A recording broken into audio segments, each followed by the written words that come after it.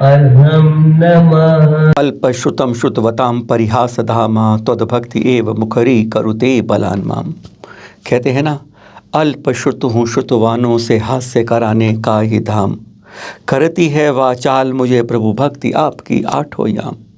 मानता हूँ आचार्य जी की इन लाइनों के साथ आप सभी को सादर जय जिनेंद्र। आज भक्ति में आत्प्रोत होके, वात्सल्य परिपूर्ण होके आज किसकी भक्ति कर रहे हैं? मानता हूँ आचार्य ने तो आदिनाथ भगवान का नाम लिए बगैर पूरा भक्तामर रस दिया। और यहाँ पर अगर कहीं हम किसी और नाम से बोलते हैं तो कहते हैं हम अतिरेक कर रहे हैं, हम नाम गलत ले रहे हैं। आज हम बड़े बाबा और छोटे बाबा के चरणों में नमन करते हुए अगर कुछ गलत कहते तो हृदय से क्षमा चाहते हैं, पर आज कुछ भी कह रहे हैं भक्ति श्रद्धा को नमन करते हुए हम कह रहे हैं आप सभी को सादर जय जिनेंद्र। देश में सैकड़ों पत्रिका निकलती हैं जैन समाज की, हम भी निकालते हैं, सांध्या महालक्ष्मी आप भी निकालते हैं, वो भी निकालते होंगे, व्हाट्सएप पर भी कहीं घूमते रहते हैं, सोशल मीडिया में बहुत चलती रहती हैं लेख लिखे हुए।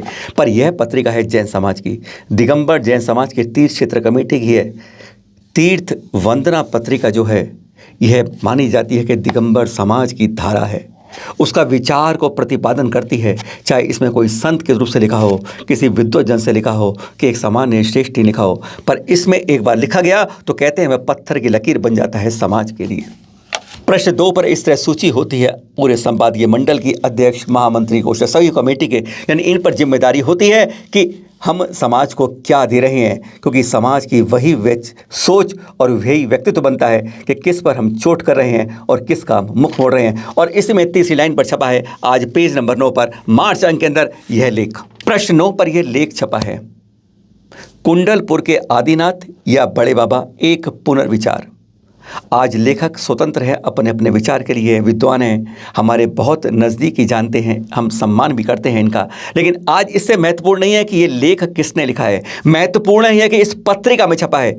आज हमारे समाज के अंदर हमारे संत अपनी अपनी भाषा बोलते हैं, विद्वान अपनी और भक्त अपनी बात बोलते हैं। एक संत कहते हैं कि कुंद कुंद आद्यो मंगल पाठ की जगह पुष्पदंत आद्यो बोलते हैं, उनकी मर्जी, और वह कहते हैं हम तो यही बोलेंगे, और अपने तर्कों से सिद्ध भी करते हैं। एक विद्वान कुंद आचार्य पर अंगुली उठाते हैं और गलत भाषा का उपयोग करके उनके ज्ञान के सामने अपनी अज्ञानी दिखाते हैं। कुछ नहीं कर सकते, विद्वान है, कुछ भी कर सकते हैं। कोई हमारा जैन कहकर होता है जिसके पीछे जैन लिखा होता है, वह कहता है कि अंडा शाकाहारी है। चाहे संत हो, चाहे विद्वान हो, चाहे कोई जैन लिखने वाला हो, हर कोई अपने अपने रूप में अपनी कलम को, अपनी भाषा को बोलता रहता है। तो इसलिए अगर कोई लेखक इस तरह लिखता है, विद्वान लिखता है, तो इसमें कोई बुरी बात नहीं है। पर जब इस पत्रिका में छपता है तब चिंतन की बात होती है, क्या यह दिगंबर समाज कहना चाहता है या तीर्थ क्षेत्र कमेटी इस बात पर समाज पर थोपना चाहती है कि कुंडलपुर के आदिनाथ हैं या बड़े बाबा हैं, इस पर पुनर्विचार समाज क्यों करे? लेखक केंद्र बिंदु यहीं से शुरू होता है। जब लेखक कहते हैं कि मेरे एक विद्यार्थी कुंडलपुर से वापस आ रहे थे, साथ में अजैन बैठे थे, वो कहते हैं जब चर्चा होती है कुंडल, कहते हैं अरे यहाँ पर तुम्हारे किसी बाबा की समाधि है, जैसे भैरव बाबा, पीर बाबा समझ के वह उनकी तुलना करने लगता है। तब लेखक सोचते हैं, जो विद्वान है वो सोचते हैं कि कहीं ना कहीं हमने प्रथम तीर्थंकर आदिनाथ भगवान को बाबा कहकर हमने गौण कर दिया है। प्रश्न यहीं पर घूमता है, लेखक के विचार हैं पर पत्रिका छापकर उस बात को एक पुष्टि करती है। अगर वही अजैन जो दिगंबरत्व को नहीं जानता, दिगंबर साधु नहीं जानता, वह तो एक बार आते हुए हमारे गुरुवर के सामने जब वह जा रहे हैं तो वह यह टिप्पणी करेगा, यह कौन नंगा जा रहा है, इसके हाथ में झाड़ू और लोटा है, कोई इसको कपड़े नहीं पहन सकता। तो क्या हमारे मन में विचार यह आ जाएगा कि हम दिगंबर साधु, हमारे दिगंबर जो वंदनीय पूजनीय हमारे लिए, क्या उनके लिए हमें वस्त्र दे देने चाहिए? इस बड़े बाबा का नाम सुनकर मन में हलचल हो जाती है, कुंडलपुर वाले बड़े बाबा और हमारे छोटे बाबा। हमने इसके बाद आचार्य ऋषि के दिसंबर से लेकर मार्च तक के हमने 33 प्रवचन विशेष रूप सुने।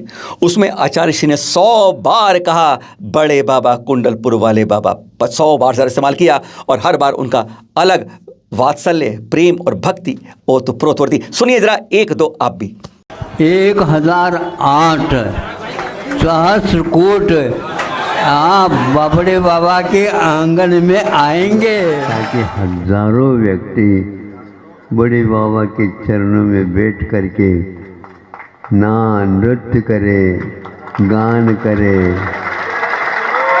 स्तुति करे, पूजन करे, आरती करे और ध्यान करे, और बार बार प्रभु को नतमस्तक होकर के खूब कई बार करो, आपको कोई भी मना अब नहीं करने वाला। कल अपने पास शासन की तरफ से भी और राष्ट्रीय स्वयं सेवक संघ की तरफ से भी ये आया था कि पहले भी हम बड़े बाबा की अब महोत्सव हुआ था और आए थे, अभी भी आने की इच्छुक है। हम इसके लिए आए, मुझे बड़े बाबा मिलेंगे ये नहीं महत्वपूर्ण, ऐसे ऐसे जीव आएंगे ये बड़े बाबा से एक बार ऐसे जो भेंट करेंगे, मिलेंगे, गदगद होंगे कि धन्य है।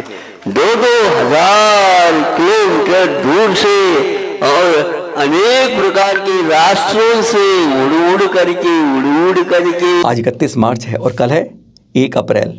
क्या है?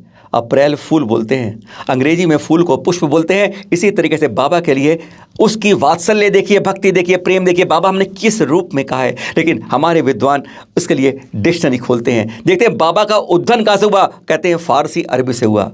बाबा शब्द हिंदी में भी है। वह कहते हैं इसका मतलब बूढ़ा भी होता है, बच्चा भी होता है, महिला भी होता है, लंगूर वाले बाबा भी होता है और कुछ कुछ बहुत पहाड़ी भी होता है। ऐसे बहुत शब्द हैं डिक्शनरी के अंदर जो आप देखेंगे हैरान हो जाएंगे। पर जिस तरीके से कल का दिन है, हम कहते हैं फूल हिंदी में पुष्प को कहते हैं, पूजनीय हो जाता है जब वह चरणों में आता है किसी के। कहते हैं जब वीर के अर्थी पर पड़ता है, सम्मान का प्रतीक होता है। लेकिन अंग्रेज उसको मूर्ख कहते हैं उस फूल के नाम को। तो भाषा अपनी जगह अतिरेक करती है, पर वात्सल्य और प्रेम और भक्ति कहाँ पर क्या करती है, मजबूती उसकी होनी चाहिए कि हमने बाबा किसके लिए और किस महान विभूति के लिए किस रूप में कहा है। आचार्य जिनशैन है ना, अगर इसी बात को करें तो उन्होंने आदि पुराण के अंदर मरु देवी माता जी की भक्ति में करते हुए उनके सौंदर्य का प्रकट करते इन शब्दों को किया है कि अगर आज का कोई विद्वान उसके बारे में कहे तो कहेंगे उन्होंने महिला का बलात्कार कर दिया है उस ब्रह्मचारी ने। और हमारे उन वंदनीय आचार्य ने किस तरीके से सौंदर्य बयान किया है। भक्ति का भाव होना चाहिए, अपना वात्सल्य होना चाहिए, हम शब्दों के उसमें किस रूप से परोने यह महत्वपूर्ण नहीं होना चाहिए। यही नहीं, विद्वज्जन यह भी कहते हैं कि जिस तरीके से आयोग, सरकार, प्रशासन अपने नगरों का, राज्यों का, सड़कों का, मार्गों का, स्थानों का नाम बदल रहे हैं, इसलिए हमें बाबा को हटा के वापस सही नाम लेना चाहिए जिससे सही पहचान हो सके। हम तो यह भी कहते हैं, यही बात नहीं, साथ में उन्होंने इतना ही नहीं कहा बल्कि उन्होंने आचार्य ऋषि दिए हुए इस मंत्र के बारे में भी प्रश्न चिन्ह लगाया। सुने पहले आचार्य ऋषि से मंत्र।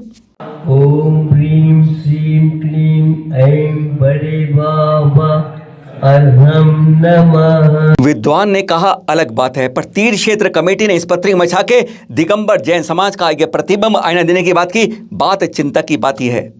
आचार्य श्री ये मंत्र पंच कल्याण से पहले 2 दिन तक हर गुंजायमान होता रहा हर के मुख से, और ये बार बार होता है मंत्र हर के मन में। क्या आचार्य श्री ने मंत्र गलत दे दिया? बाबा गलत इस्तेमाल कर लिया? मंत्र में बाबा नहीं होता, विभक्ति? बहुत तरह के सवाल उठाते हैं विद्वान। पर जब इस पत्रिका में इस तरह छपता है और प्रश्न उठता है तो कहीं ना कहीं लगता है कि इस पत्रिका के माध्यम से तीर्थ क्षेत्र कमेटी हमारे गुरुवर के ऊपर कहीं उंगली तो नहीं उठा रही। सोच तो हमारी यही कहती है। आप इससे अनभिज्ञ हो सकते हैं कि यह लेखक की निजी राय है, हमने देखा नहीं है, इसका मतलब यह तो नहीं है। पत्रिका में छपे इस लेख के अंदर यह भी कहा गया है टीले वाले बाबा, तिजारे वाले बाबा और भी पदमपुर वाले बाबा और बाबा, पर ये अतिरेक कह दिया, इन पे कोई बात नहीं है क्योंकि ये स्थानीय रूप में कहीं कहीं इस्तेमाल होते हैं। पर मुख्य रूप से कुंडलपुर वाला बाबा के रुके गए। हमारा इस पत्रिका का उद्देश्य क्या आचार्य ऋषि पर निशाना नहीं था? आचार्य ऋषि को कहीं ना कहीं बात नहीं कही गई कि इस पर पुनर्विचार करना चाहिए? बाकी जगह बाबा इस्तेमाल करते हो ठीक है, पर यहां पर बाबा क्यों इस्तेमाल कर दिया? इस पर हमारे मुनिषी प्रमाण सागर जी ने भी स्पष्टीकरण खुल कर दिया था, सुन ली एक बार। बाबा शब्द का अर्थ देखो, ये जनपद सत्य है। जिस क्षेत्र में जो भाषा प्रयोग में आए उसका उपयोग करना चाहिए। बाबा कैसे बना मालूम? बा से बाबा बना। बा यानी श्रेष्ठ, और जो श्रेष्ठों में भी श्रेष्ठ है उसका नाम बाबा। बा का अर्थ होता है श्रेष्ठ, और जो डबल बा है यानी श्रेष्ठों में भी श्रेष्ठ है वो बाबा है। इस अर्थ में यदि कहीं बाबा शब्द का प्रयोग हो तो कोई बुराई नहीं। ये बात और है कि हमारे यहाँ जिनेंद्र बोलते हैं, भगवान बोलते हैं, मुनि बोलते हैं, गुरु बोलते हैं, लेकिन ये जनपद सत्य है। कई जगह हम बाबा ही बोलते हैं, जैसे कुंडलपुर में बड़े बाबा, और उनकी शरण में रहने के कारण छोटे बाबा। तो ये हर व्यक्ति के हृदय में है। तो बा है, क्योंकि श्रेष्ठ में भी श्रेष्ठ हैं, इसलिए बोलो बाबा। बड़े बाबा और छोटे बाबा की बातें नहीं।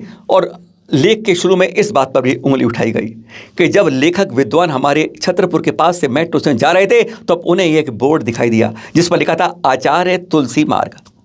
मन में कहते हैं मेरे दो विचार आ गए उनके कि ये तुलसी हमारे यहाँ तो है ही, पर यह जो साथ में हिंदू के अंदर तुलसीदास जी भी हैं, कहीं ना कहीं लोग समझेंगे तुलसीदास जी के बारे में कहा गया है, इसलिए होना चाहिए जैन आचार्य तुलसी मार्ग। क्या बात है। जिन संतों के आगे और भगवानों के आगे एक बार जब कहते हैं इस तरह पहुँच जाते हैं तब वह सैन जैन सब कुछ छोड़ देते हैं, वह तो सागर बन जाते हैं। और हम जैन बना के क्यों उन्हें छोटा करना चाहते हैं। कल एक श्वेतांबर भाई आएंगे, वो कहेंगे जैन क्यों लिखा है, ये तो श्वेतांबर जैन तुलसी मार्ग होना चाहिए। अपनी अपनी टिप्पणी, अपनी अपनी बात कहते हैं, गलती है यह इतिहास। पत्रिका में लिखे लेख में यह भी लिखा है कि आप सम्मेद शिखर जी कहते हो, गिरनार जी कहते हो, द्रोणगिरी कहते हो, नहीं ऐसे मत कहिए। आप कीजिए जैन श्री सम्मेद शिखर जी, जैन श्री गिरनार जी, जैन श्री द्रोणगिरी, जैन श्री नैन, ऐसे नाम लीजिए। हैरानगी होती है कि हम अपने करोड़ों साल के इतिहास को हम मात्र चंद सैकड़ों वर्षों में लिपट, जैन शब्द किसी शास्त्र में नहीं मिलेगा भाई साहब। इस लेखक के साथ हम अनुरोध करना चाहेंगे, इस पत्रिका में छपे लेख के बारे में कहना चाहेंगे, जैन शब्द तो हमारा गुथा हुआ है चंद सैकड़ों वर्ष, किसी भी जैन शास्त्र में जैन लिखा हुआ नहीं मिलेगा। और आप कहते हैं सम्मेद श्री जैन लगा दो। तीर्थ अनादि निधन है यह, जिसमें जैन तो अब शब्द आया है। जिन धर्म रहा है, जैन धर्म रहा है, पर जैन जो हम पीछे लगाते हैं ना, और हम समझते हैं बहुत कुछ हमारी पहचान बन रही है, हम यही गलती करते हैं। क्यों हम बड़े बाबा पर उंगली उठाते हैं। पत्रिका ये माध्यम बनती है पूरे दिगंबर समाज के पुनर्विचार के लिए, क्यों उद्वेलित करती है जैन समाज को। हमारे आचार्य ऋषि ने जो शब्द कह दिया वह मंत्र बन जाता है। आचार्य विमल सागर जी एक कागज के ऊपर एक लाइन लिख देते, वह मंत्र बन जाता था। और आचार्य ऋषि को आज जो भगवान मानते हैं, कहते हैं वर्तमान पंचम काल के वर्तमान अगर मिलते हैं तो हमें यही मिलते हैं। क्यों हम इस तरह की उंगली उठाते हैं। कहीं ना कहीं हमारा संकल्प होती है कि हमारी पत्रिका यह कहीं ना कहीं अपने लेख से आचार्य ऋषि के लिए कुछ कह तो नहीं रही। कष्ट के लिए क्षमा जिनको बुरा लगा हो। विद्वान से हम हृदय में क्षमा चाहेंगे। हमने कहीं विद्वान का नाम नहीं लिया, हमने किसी लेखक का और किसी अध्यक्ष का नाम नहीं लिया, पर यह पत्रिका जरूर संकेत करती है इस तरीके से लेखों को लेकर वह हमारे समाज में हमारे लिए क्या उत्पन्न करना चाहती है। चिंतन इस बात का है, कहीं जैन लगाने की आवश्यकता नहीं है। अपने दिलों में वात्सल्य बड़े बाबा के प्रति डोलने की जरूरत है। बड़े बाबा हों छोटे बाबा हों, अरे हमारे हृदय में हमारे हर जगह बसते हैं, हमारी सांस के साथ चलते हैं, हमारी श्वास उसी से निकले, और हमारे जब प्राण निकले तो उन्हीं के चरणों को याद करते निकले। सादर जय जिनेन्द्र।